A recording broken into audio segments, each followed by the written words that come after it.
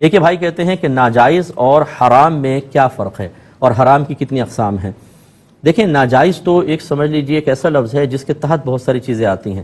مثلا جس کام کے کرنے کو شریعت نے منع کیا ہو یا اس کا کرنا ناپسند کیا ہو یا اس کو عرف عام میں مناسب نہیں سمجھتے ہوں کہ کریں، اسے ناجائز کہتے ہیں۔ اس میں پھر حرام آتا ہے، مکروہ تحریمی آتا ہے، اور سنت مؤکدہ کا ترک، جس کو اساءت کا لفظ ایک اصطلاحی لفظ استعمال کرتے ہیں، اساءت، یہ تینوں ناجائز کے اندر آئیں گے کہ ان تینوں کو شریعت نے منع کیا ہے۔ پھر اس کے بعد سنت غیر مؤکدہ کا ترک مکروہ تنزیہی ہوتا ہے، اس کو شریعت نے ناپسند کیا اگرچہ گناہ نہیں، لیکن اس کو ناجائز میں رکھتے ہیں۔ پھر مستحب کا ترک خلاف اولا ہوتا ہے، جس کے ترک کو شریعت ناپسند بھی نہیں کرتی لیکن ہمارے معاشرے میں اس کو مناسب نہیں سمجھا جاتا، اسے بھی ناجائز کے تحت رکھتے ہیں۔ گویا کہ لفظ ناجائز کے تحت 5 چیزیں آتی ہیں: حرام، مکروہ تحریمی، اساءت، مکروہ تنزیہی اور خلاف اولا۔ اور جائز کے تحت 6 چیزیں آتی ہیں: فرض، واجب، سنت مؤکدہ، سنت غیر مؤکدہ، مستحب اور مباح۔ مباح کا مطلب نہ ثواب نہ گناہ، جیسے پین میں یہاں رکھ دوں، نہ ثواب ہے نہ گناہ ہے، یہ بھی جائز کے اس میں آتا ہے کیونکہ شریعت اس کو ناپسند نہیں کرتی ہے۔ تو یہ تو ناجائز اور حرام میں، یعنی ناجائز تو ایک ایسی چیز ہے جس میں عمومی طور پہ بہت ساری چیزیں داخل ہوتی ہیں، اور حرام خاص ہے کہ حرام اسے کہتے ہیں کہ جو فرض کا ترک ہوتا ہے وہ حرام ہے، یا حرام اس چیز کو کہتے ہیں کہ جس کا کی ممانعت کسی ایسی آپ دلیل سے ثابت کر دیں کہ جس کے ثابت ہونے میں بھی کوئی شبہ نہیں اور جس کے اپنے مفہوم پر رہنمائی کرنے میں بھی کوئی شبہ نہیں۔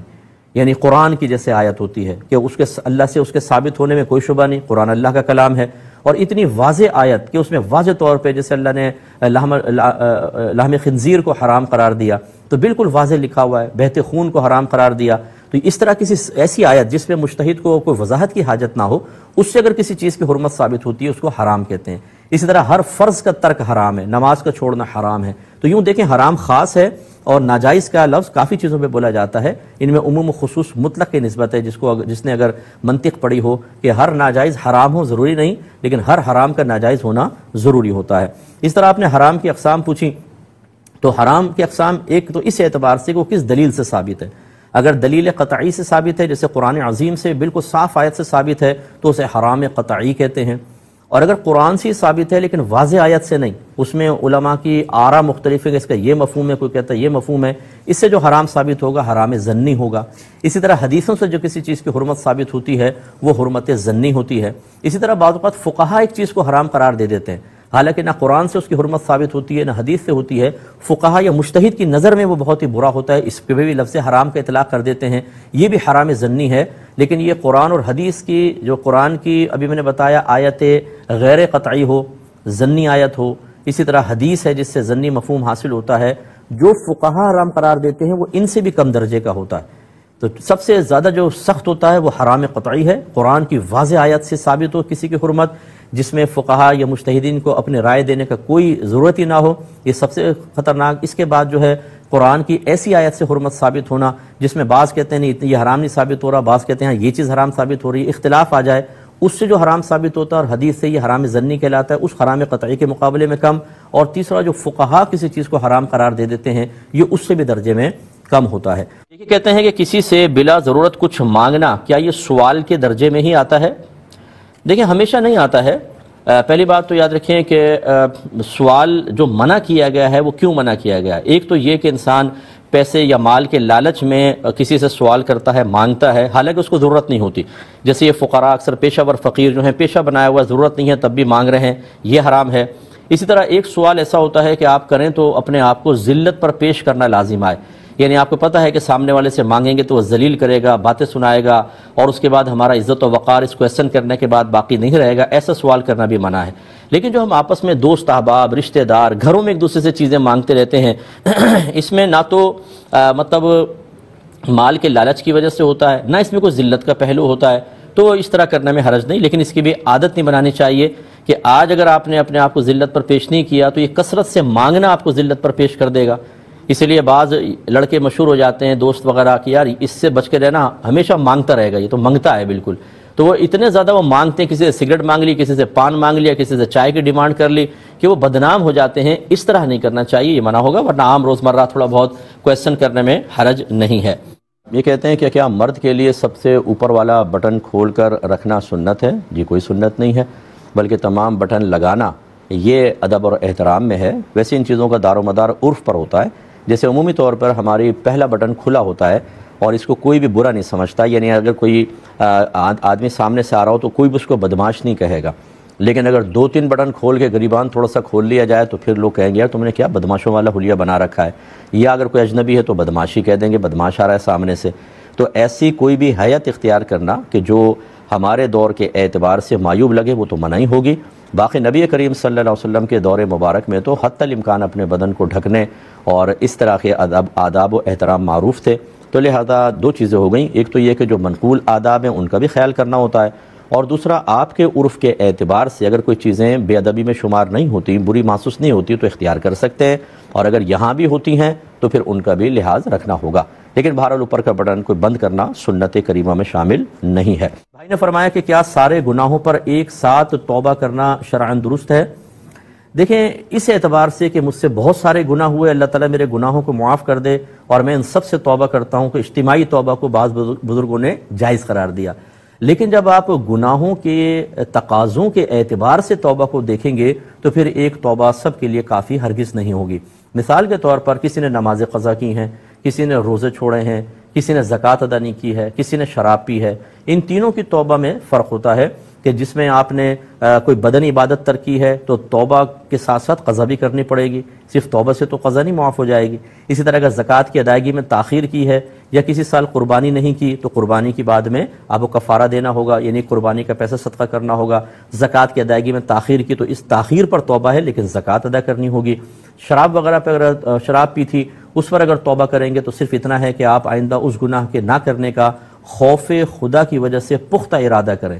اور یہ ارادہ صرف اللہ کی رضا کی خاطر، عذاب کے خوف کی وجہ سے ہوئی ہے۔ اسی طرح آپ بندوں کے آ جائیں، کسی کا آپ نے مالی نقصان کیا ہے، کسی کا جسمانی نقصان کیا ہے، کسی کو روحانی اذیت پہنچائی ہے، تینوں کی توبہ کا طریقہ مختلف ہوتا ہے۔ تو یہ سوچنا کہ اگر میں اجتماعی طور پہ سابقہ گناہوں کی توبہ کر لوں تو شاید سارا ہی تقاضا پورا ہو جائے گا، ایسا نہیں ہوتا ہے۔ اس کے باقاعدہ علم سیکھنا بہت ضروری ہے۔ میری کتاب قرب الہی پڑھیں، اس میں بڑی تفصیل سے یہ چیزیں میں نے ذکر کی ہیں۔ یہ کہتے ہیں کہ ایک ایجنٹ ہے، ایک شخص تھا وہ 90 لاکھ روپے میں اپنی زمین بیچنا چاہتا تھا۔ اس ایجنٹ نے اس کو یہ کہا، مڈل مین نے، کہ میں آپ کو 90 لاکھ روپے دلواؤں گا لیکن دوسری پارٹی سے جتنا زیادہ میں لینا چاہوں لوں گا، اور اس کے علاوہ میرا کمیشن تو ہے ہی ہے۔ تو اس طریقے سے یہ طے کرنا کیسا ہے؟ دیکھیں یہ صحیح نہیں ہے، چیز اس کی ہے، آپ کیسے اس چیز کے اوپر زیادہ پیسے میں کر کے اس کو بیچ کر اور اس پیسے کو رکھ سکتے ہیں؟ ہاں آپ اپنا کمیشن رکھیں، کمیشن ٹھیک ہے، وہ آپ کی اجرت ہے، آپ ایک اجارہ کرتے ہیں کہ میں اپنی سروس پرووائڈ کر رہا ہوں، میں بھاگوں گا، دوڑوں گا، لوگوں کو لاؤں گا، لوکیشن دکھاؤں گا، اس کی یقیناً آپ پیسے لے سکتے ہیں اور وہ طے کر کے لینے ہوں گے۔ لیکن یہ طریقہ بالکل غلط ہے کہ 90 کی ڈیمانڈ ہے، میں آپ کو 90 دلوا دوں گا، اوپر چاہے میں کتنے لے لوں، کیوں لے لیں؟ اور پھر آپ وہ بالکل مجہول، ایک تو وہ ہوا، یہ اجرت تو ویسی مجہول ہوئی، کمیشن بھی بعض اوقات ایک صورت سے تو مجہول ہے، مجہول مینس غیر معلوم، کہ آپ میں پراپرٹی بکواؤں گا، کتنے کی بکی؟ 2% میرا، اب کتنے کی بکے گی یہ معلوم نہیں، اس کا 2% کتنا بنے گا یہ معلوم نہیں۔ اگر اصل شرع کو دیکھیں یا فقہ حنفی کو دیکھیں تو یہ بھی منع ہونا چاہیے، لیکن چونکہ بہت زیادہ یہ رائج ہو چکا ہے اور اس میں کوئی جھگڑا منازعات وغیرہ نہیں ہوتی تو اس کی اجازت ہے کہ ٹھیک ہے آپ کمیشن طے کر لیں، لیکن اس طریقے سے ایک اور شق نکال لینا یہ بالکل صحیح نہیں ہے۔ زمین والے کو جتنے کی سامنے والا قیمت بتائے آپ اس کو بتائیں کہ اتنا آپ وہ ڈیمانڈ کر رہا ہے، مطلب اتنے کی آفر کی ہے، اگر آپ کہتے ہیں تو یس کرتا ہوں، جتنے بھی بکے گی اس کا 2%، 3%، 4% میرا ہوگا۔ اچھا بعض اوقات تو ایک اس سے اگلا قدم اٹھاتے ہیں، جھوٹ بولتے ہیں،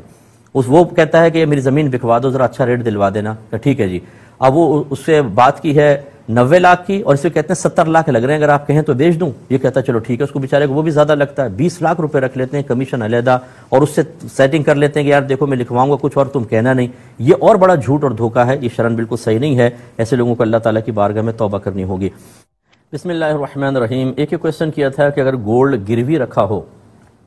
تو قربانی اور زکوٰۃ کا کیا حکم ہے؟ دیکھیں جو چیز ہم رہن رکھ دیتے ہیں اس پر نہ رکھوانے والے پر زکوٰۃ یا قربانی ہوتی ہے نہ رکھنے والے پر ہوتی ہے، تو یہ اس لیے اس پر تو کچھ بھی نہیں ہوگی۔ ہاں لیکن فرض کر لیں کہ اگر کسی نے گولڈ رکھوایا ہے اور اس کے علاوہ اس کے پاس اتنا ہے کہ جس پہ زکوٰۃ بنتی ہے تو بہرحال اس مال پہ تو اس کو زکوٰۃ دینی ہوگی۔ اسی طریقے سے اگر اس گولڈ کے علاوہ ان کے پاس اتنا مال ہے قربانی کے ایام میں جس سے قربانی کا نصاب پورا ہوتا ہو تو قربانی بھی واجب ہوگی، لیکن جو رکھا ہوا ہے اس کے اوپر نہیں ہوگی۔ لیکن اب یہ اس میں ضمنی مسئلہ ہے، لیکن جیسے ہم مکانوں کا ایڈوانس باقاعدہ لے لیتے ہیں، رینٹ پہ کسی کو دیا تو ایڈوانس لے لیا، اس میں آرا تھوڑی سی مختلف ہیں. بعض اس کو چونکہ یہ رہن ہی ہوتا ہے ایک طریقے سے کہ وہ ذر ضمانت کے طور پہ یہ ذر ضمانت ہے کہ اگر کرایہ دار کوئی کرایہ نہیں دیتا یا جاتے ہوئے کوئی چیز توڑ پھوڑ جاتا ہے، خراب کر دیتا ہے، تو مینٹیننس کے لیے اس کو یوز کرتے ہیں، پھر باقی اس کو دے دیتے ہیں. تو اس طرح تو اس میں رہن کا ایک مفہوم موجود ہے، لیکن ہم یہ دیکھتے ہیں کہ اس پیسے کو باقاعدہ رکھا نہیں جاتا، یوز کیا جاتا ہے. ورنہ رہن کی رقم، رہن کی جو چیز ہوتی ہے اسے رکھنے والا استعمال نہیں کر سکتا. اس کا استعمال کرنا حرام اور گناہ کبیرہ ہے، کیونکہ یہ قرض کی صورت ہے اور قرض کے اوپر یعنی ایک مطلب قرض جیسا ہے، قرض کے اوپر نفع لینا حرام ہے، لیکن اس کو یوز نہیں کر سکتے. اس کو قرض تو کہتے ہیں یوز، لیکن اب وہ ایڈوانس ہے اسے تو باقاعدہ یوز کر رہے ہیں. اس میں اختلاف ہے کہ کچھ کہتے ہیں اس پہ زکوٰۃ نہیں ہوگی رہن پر قیاس کر کے، اور جو قرض کہتے ہیں قرض والے کے اوپر تو یقینی سی بات ہے آپ نے کسی کو قرض دیا ہو تو اس پہ سال بہ سال زکوٰۃ بنتی رہتی ہے، اور اگر وہ مال کسی کے پاس ہے وہ اقرار کر رہا ہے اور بقیہ مال مل کر یا وہی اتنا ہے کہ جو نصاب تک پہنچ جائے تو قربانی لازم ہوگی. ہم اسی پر فتویٰ دیتے ہیں کہ اس پر زکوٰۃ بھی ہونی چاہیے اور قربانی بھی کے بھی حساب میں اس کو شمار کرنا چاہیے. ایک صاحب نے پوچھا یہ بد نگاہی کسے کہتے ہیں اور اس سے کیسے بچیں؟ دیکھیں، بد نگاہی کا مطلب ہوتا ہے کہ جس کو دیکھنا شریعت نے منع کیا ہے اس کو آپ دیکھیں، یہ ہے بد نگاہی. بری نظر اس کو کہتے ہیں. بد مانے بری، بد نگاہی کرنا یعنی بری نظر ڈالنا. تو اب یہ مطلب ہے کہ زندہ عورت پر، اور خاص طور پہ اگر وہ مسلمان عورت ہے تو یہ اس کو دیکھنا مکروہ تحریمی ہوتا ہے. اس طریقے سے نہیں کہ مطلقاً نظر. چلے اس پہ میں عرض کرتا ہوں انشاءاللہ بھی مختصر سا بریک لیتے ہیں، حاضر ہوتے ہیں چھوٹے سے بریک کے بعد. بسم اللہ الرحمن الرحیم. تو آپ کو عرض کر رہے تھے کہ بد نگاہی یہ ہے کہ جہاں شریعت نے دیکھنا، نظر ڈالنا منع کیا ہے وہاں پہ نظر ڈالی جائے. تو لہٰذا اگر کسی کا ستر کھلا ہوا ہے، جیسے بعض لوگ رانے کھولے ہوتے ہیں، گھٹنے کھولے ہوتے ہیں، تو مرد کے اس مقام پر بھی نگاہ ڈالنا منع ہے. اور اسی طریقے سے اگر کوئی بیریش لڑکا ہے، جیسے خوبصورت لڑکے ہوتے ہیں ان کو دیکھ کر دل میں کوئی برا خیال آ سکتا ہے، وہاں بھی نکاح کی حفاظت کرنی ہوتی ہے. اسی طریقے سے خواتین، مسلمان عورت ہے اور وہ اس کے فرض کر لیں اس نے ایسا لباس پہنا ہوا ہے کہ جس لباس کو دیکھیں تب بھی جسم کی حیت بالکل واضح طور پہ ظاہر ہو رہی ہے. جیسے آج کل چست لباس پہننے کی بہت عادت ہے، جس کو نبی کریم صلی اللہ علیہ وسلم کے اگر حدیث کے وسیع مضمون کے تحت دیکھا جائے تو آپ نے ارشاد فرمایا کہ آخری زمانے میں لباس پہنے ہوئے برہنہ عورتیں ہوں گی. تو اس کی یہ تشریح بیان کی، یا تو اتنا باریک لباس ہوگا کہ اندر سے جسم جھانک رہا ہوگا، یا اتنا مختصر ہوگا کہ ستر کی حفاظت بھی مشکل ہوگی، یا اتنا چست لباس ہوگا کہ جسم کے وہ حصے کہ جن کو شریعت نے چھپانے کا حکم دیا وہ بالکل ظاہر ہوں گے. تو ایسی اگر کوئی مسلمان عورت ہے تو اس کے اوپر پھر نگاہ ڈالنا منع ہوگا. اس کے علاوہ اگر کوئی برقع پہنے ہوئے خاتون ہے، یا کوئی بچی ہے اس نے شلوار قمیص پہنی ہوئی ہے لیکن اسکارف پہنا ہوا ہے اور کافی نیچے تک اس کے ہے، اس پہ اچانک نگاہ پڑ جائے تو اس کا اتنا سخت حکم نہیں ہے. اچانک کی بات کر رہا ہوں، یہ نہیں کہ دیکھیں اور پورے نگاہوں تک آخر تک پہنچا دیں اس کو، لیکن یہ چونکہ جسم کا کوئی ایسا حصہ ظاہر نہیں ہو رہا، چست لباس بھی نہیں پہنا ہوا ہے، تو اس میں مطلب وہ اتنا شدت والا حکم نہیں ہوگا. لیکن دیگر معاملات میں ہے جیسے میں نے آپ کی خدمت میں ذکر کیا.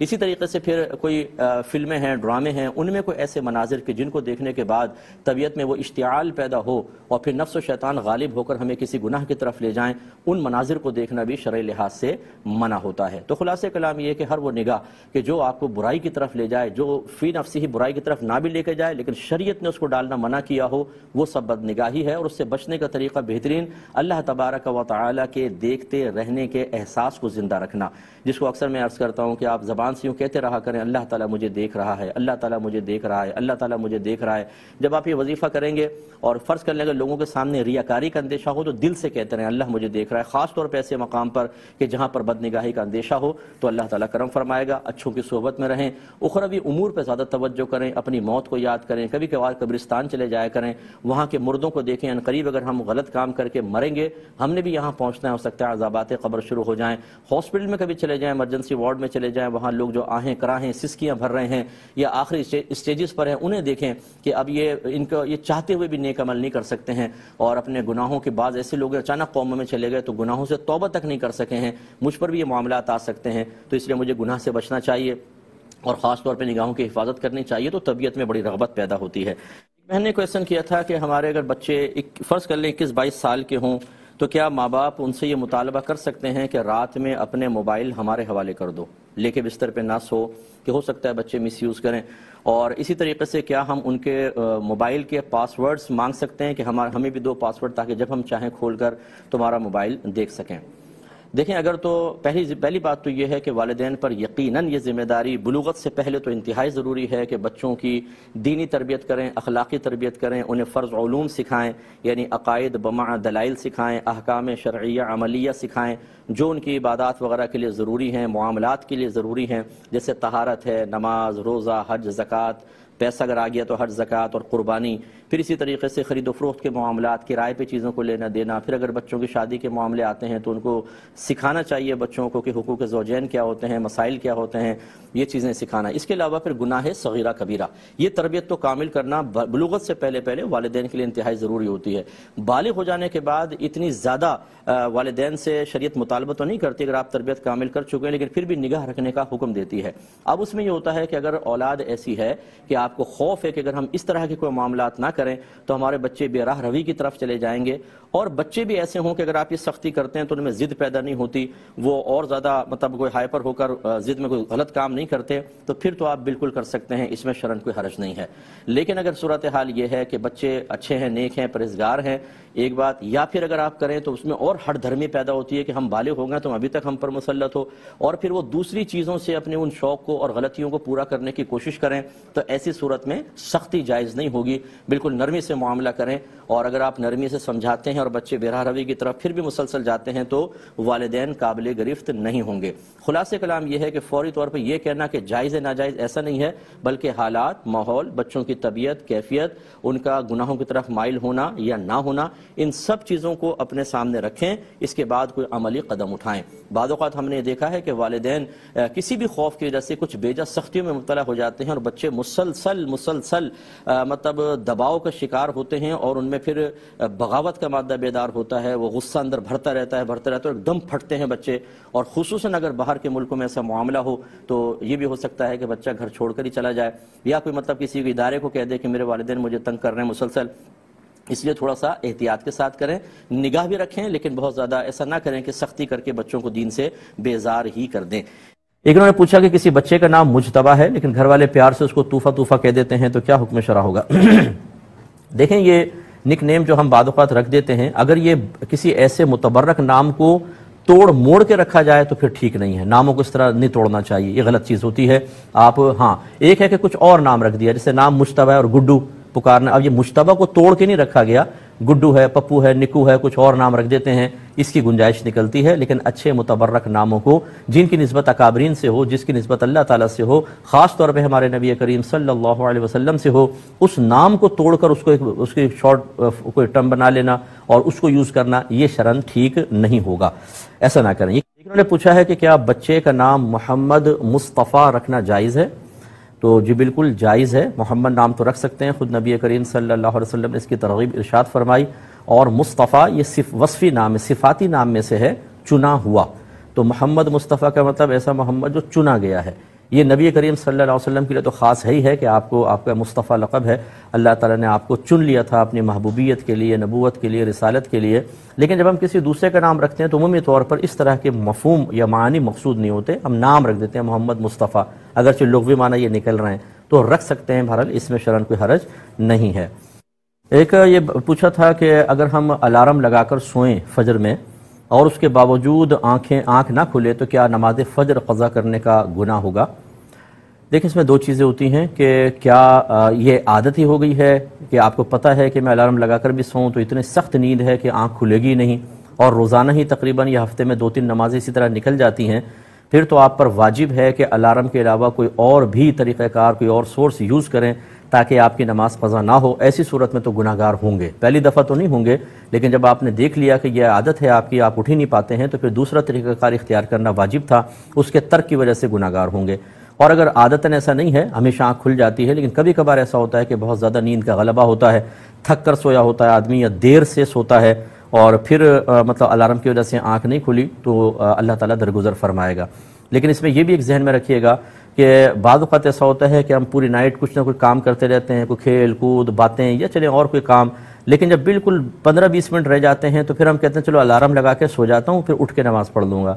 اگر ہمیں یقین ہے کہ میں ایسی صورتحال میں ہوں کہ اس وقت اگر میں سو گیا تو چاہے 10 الارم لگا لوں آنکھ نہیں کھلے گی، تو پھر ایسی حالت میں تو سونا گناہ ہوگا، پھر تو سونا ہی گناہ تھا، آپ تھوڑی دیر اور ویٹ کر لیتے اور نماز فجر اول وقت میں پڑھ کر سو جاتے. لیکن اگر ایسا نہیں ہے اور آپ کی عادت بھی پختہ ایسی نہیں ہے تو پھر گنجائش نکلے گی، اللہ تعالیٰ درگزر فرما دے گا. ایک بہن نے فرمایا کہ میری عدت چل رہی ہے اور میرے گھر میں ایسا کوئی بھی نہیں ہے کہ جو مجھے باہر کی چیزیں وغیرہ لا کر دے، تو کیا دوران عدت میں باہر جا سکتی ہوں؟ دیکھیں، دوران عدت ویسے تو عورت کو گھر میں ہی رہنا چاہیے، لیکن شریعت نے باقاعدہ اجازت دی ہے کہ اگر باہر نکلنا اس کے لیے انتہائی ضروری ہو جائے، جیسے مثلا بیمار ہو گئی، علاج گھر میں نہیں ہو پا رہا، ہاسپٹل جانا پڑے گا، جا سکتی ہے. کورٹ میں کوئی پیشی آ گئی، اگر حاضری نہ ہو تو کیس خلاف آ سکتا ہے، جا سکتی ہے. حتیٰ کہ یہاں تک لکھا ہے کہ اگر شوہر فوت ہو گیا اور زمینیں بہت ساری ہیں اور عورت کو یہ گمان ہو اگر میں زمینوں پہ نہیں جاؤں گی تو یہ مزارے وغیرہ جو ہیں فصلیں کاٹ کے بیچ دیں گے اور لوٹ مار مچا لیں گے، دیکھ بھال کے لیے وہاں پر بھی جا سکتی ہے. کسی بہن کا کوئی کفیل نہیں ہے، جاب کر رہی ہیں تو وہ جاب پر جا سکتی ہیں، اور کوئی کفالت کرنے والا نہیں ہے اور جاب جانے کا اندیشہ ہو، چھٹی بھی نہیں مل رہی آفس سے، اگر چھٹی ملتی ہے تو پھر تو چھٹی لینی چاہیے، تو وہ جا سکتی ہیں. لیکن یہ یاد رکھیں، اگر کوئی عورت دوران عدت گھر سے باہر نکلتی ہے تو عدت ختم نہیں ہو جاتی. یہ بعض لوگوں نے معروف کر رکھا ہے اگر عورت نے گھر سے باہر قدم نکالا عدت ختم ہو گئی. عدت ختم نہیں ہوتی، آپ جا کے اپنا کام کریں، پھر اپنے گھر پہ واپس آ جائیں اور اس میں بھی احتیاطاً اللہ کی بارگاہ میں توبہ کر لیں، لیکن انشاءاللہ اس میں گناہگار نہیں ہوں گے. بلا ضرورت بس نہ نکلیے گا، ویسے گھومنا پھرنا شروع کر دیا، جنازوں میں شرکت کر رہے ہیں، نو، پھر آپ کو گھر پہ رہنا ہوگا، صرف ضروری کام کے لیے آپ نکل سکتے ہیں. کہتے ہیں کہ کوئی خاتون ہیں، ان کو 6 ماہ کا حمل ہے اور یہ معلوم نہیں کہ وہ کس کے ذریعے حاملہ ہوئی ہیں، تو ایسی عورت سے اگر کوئی شخص نکاح کر لیتا ہے تو کیا حکم شرع ہوگا؟ دیکھیں، نکاح تو بالکل درست ہے، نکاح جائز ہے، نکاح ہو جائے گا، لیکن جسمانی تعلق قائم کرنے کے اعتبار سے ضابطہ قاعدہ یہ ہوتا ہے کہ اگر تو اس عورت کے بطن میں اسی آدمی کا بچہ ہے، یعنی ان کا پہلے ناجائز تعلق قائم ہوا، حمل ٹھہر گیا، اب یہ نکاح کر رہے ہیں، پھر تو نکاح کے بعد ان کا جسمانی تعلق قائم کرنا بھی شرعاً جائز ہے. لیکن اگر یہ شخص کا نہیں بلکہ کوئی اور عورت نے گناہ کیا ہے تو شادی ہو جائے گی، یہ نکاح بالکل جائز ہے، لیکن جب تک بچہ پیدا نہ ہو یہ دوسرا شوہر اس عورت سے جسمانی تعلق قائم نہیں کر سکتا. یہ حدیث میں آیا، نبی کریم نے منع فرمایا کہ کوئی کسی دوسرے کی کھیتی کو سیراب نہ کرے، الفاظ یوں بیان فرمائے، تو لہٰذا جسمانی تعلق اس صورت میں پھر منع ہوگا. کسی نے پوچھا ہے کہ یہ اسکول والے بعض اوقات بچوں کے برتھ سرٹیفکیٹ میں عمر کو کم لکھنے کا مشورہ دیتے ہیں، ہم نے بھی ایسا کر لیا، بعد میں پتہ چلا کہ یہ صحیح نہیں کیا تھا، تو اب کیا کریں؟ کیا ہم تمام ڈاکومنٹس میں عمر کو تبدیل کروائیں؟ یہ کیا حکم ہوگا؟ پہلی بات تو یہ کہ لوگ مختلف سوچوں کے ساتھ، پازیٹیو سوچ بھی ہوتی ہے، نیگیٹو بھی ہوتی ہے، اس قسم کے مشورے دیتے ہیں. جب بھی ہوں تو دنیاوی فائدے کو ملحوظ رکھ کر آخرت کو کبھی فراموش نہ کریں. آپ فوراً کسی صاحب علم سے اس وقت اگر مشورہ کر لیتے، وہ یہی کہتے ہیں یہ جھوٹ ہے، یہ تسلسل سے ایک دھوکہ ہے. یہ ڈاکومنٹس میں جب تک لکھا رہے گا، جس کے سامنے پیش کریں گے آپ کے نام مال میں گناہ لکھا جائے گا، کیونکہ آپ نے اس کے سامنے بھی گویا کہ ایک تحریری جھوٹ اس کے سامنے رکھ رہے ہیں. تو جنہوں نے بھی مشورہ دیا وہ بھی گناہ گار ہوئے. صرف ایک دنیا کی 2 ٹکے کی نوکری حاصل کرنے کے لیے انسان تسلسل سے جھوٹ بولتا رہے اور آخرت میں اللہ کی بارگاہ میں سر جھکا کے کھڑا رہے، تو میں آپ سے کویسچن کرتا ہوں، اس نوکری نے آپ کو کیا نفع دیا؟ یہ بتائیے. کتنا وہ جو کھایا پیا سب دنیا کے اندر رہ گیا، اللہ کی بارگاہ میں مجرم بن کے انسان پہنچ جائے، بالکل غلط چیز ہے. آپ ایسا نہ کریں. اگر کر لیا ہے تمام ڈاکومنٹس میں اس کو چینج کروائیں تاکہ جھوٹ مسلسل یہ جاری و ساری نہ رہے. کل جب آپ کے بچے بڑے ہوں گے انہیں پتہ چلے گا ہمارے والدین نے جھوٹ لکھوایا تھا، آپ کا اچھا امیج قائم ہوگا. وہ اپنے بچوں کے ساتھ کیا کریں گے؟ وہ بھی یہی آپ کی سنت پہ عمل کرتے ہوئے وہ بھی اس جھوٹ کو اختیار کریں گے. ان کی نگاہوں میں بھی یہ گناہ کبیرہ انتہائی معمولی اور آسان ہو جائے گا. تو یہ کیا اچھی بات ہوتی ہے کہ ہم اپنے طرز عمل سے اپنے بچوں کی نگاہوں سے گناہوں کی اہمیت کو ختم کر دیں، ان کی قباحت کو ختم کر دیں، انہیں گناہوں پہ دلیر کر دیں تاکہ دنیا حاصل ہو جائے چاہے اللہ ناراض ہو. یہ غلط چیز ہوتی ہے. ذرا ہوش کے ناخن ہمیں لینے چاہیے. چھوٹی سی سوچ سے ہم کہاں تک پہنچ جاتے ہیں اور چھوٹی سی سوچ سے ہم کہاں تک پہنچ جاتے ہیں. یا تو مطلب 7 زمین کے نیچے یا 7 آسمان کے اوپر فیصلہ ہمیں کرنا چاہیے.